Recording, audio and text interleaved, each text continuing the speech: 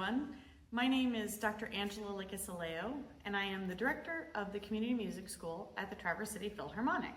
Tonight, we get to hear a modern classic, Philip Glass's Violin Concerto No. 2, better known as the American Four Seasons.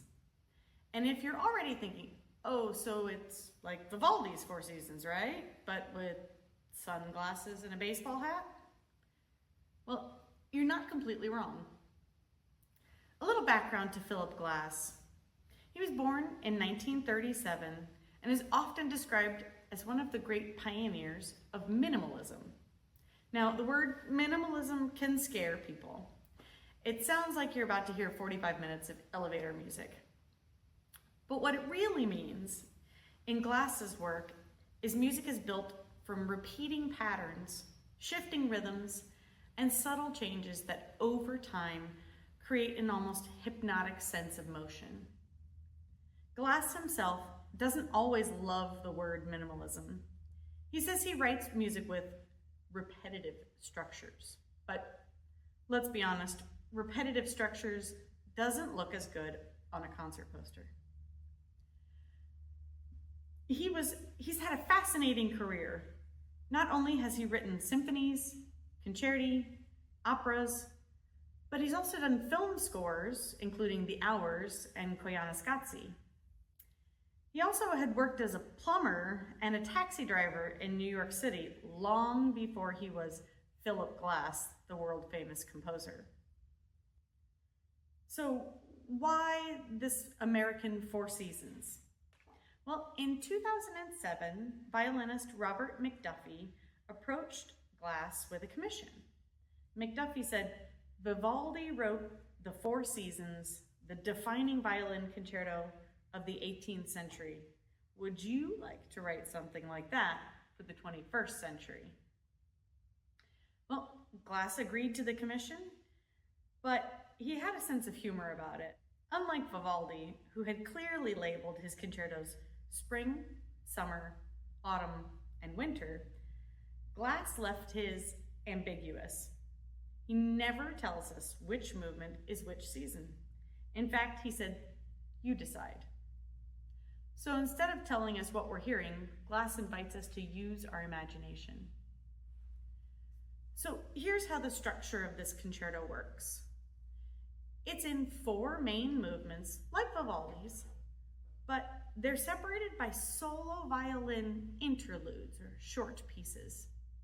These interludes act like little meditations, or moments of reflection between the larger orchestral statements. They're unaccompanied, so you really get to hear the violinist's personality shine. In fact, these short interludes can be separated out from the larger concerto and played by themselves as an unaccompanied suite. Glass wrote this piece in 2009, and it runs about 40 minutes long.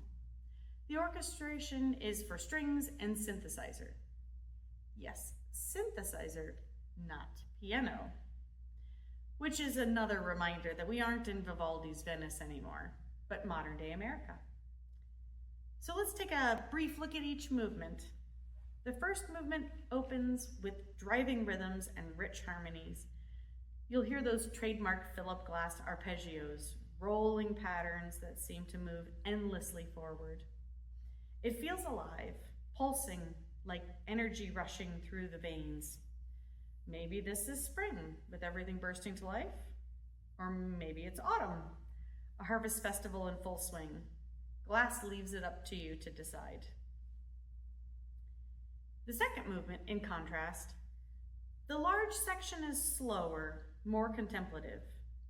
The harmonies shimmer and the violins float above the crowd like a voice singing. There's a kind of a glowing stillness, less about melody and more about atmosphere. Could this be the still heat of summer or the quiet hibernation of winter? Again, you choose.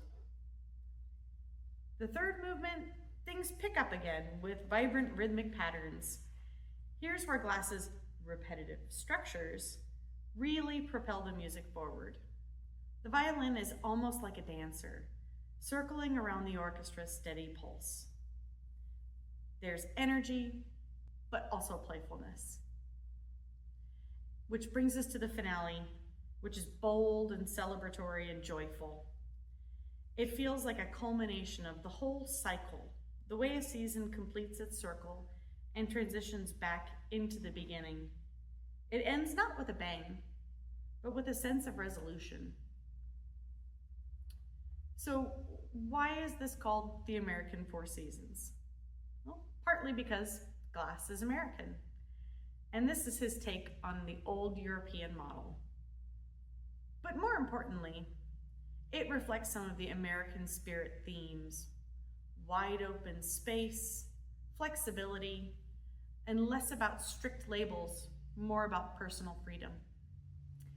Where Vivaldi gave us a fixed program, you know exactly when the shepherds dance, when the thunder arrives, Glass gives us a canvas, and he trusts the listener to bring their own imagination.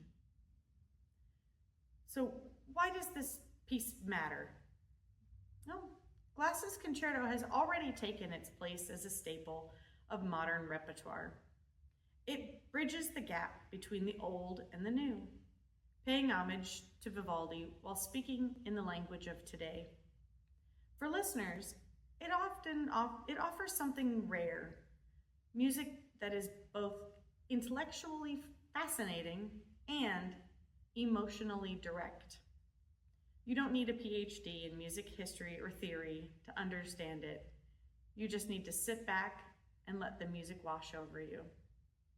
So at the concert, as you listen, notice how Glass uses repetition not to bore you, but to hypnotize you, to draw you into a world where time feels suspended.